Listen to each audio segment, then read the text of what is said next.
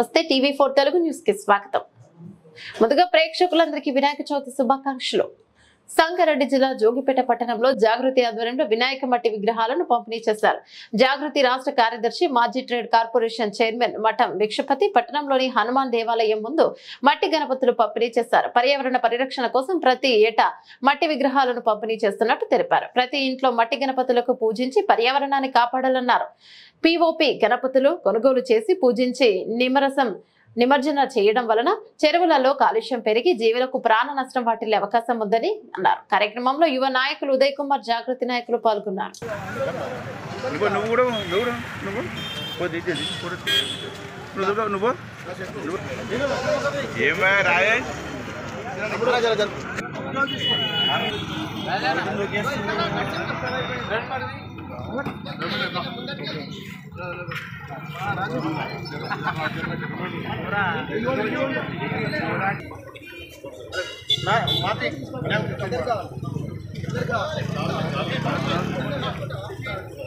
రాష్ట్ర ప్రజలందరికీ కూడా వినాయక చవితి శుభాకాంక్షలు తెలియజేస్తూ ఈరోజు మరి పర్యావరణం ఖరాబ్ అయిపోతూ ఉన్నది.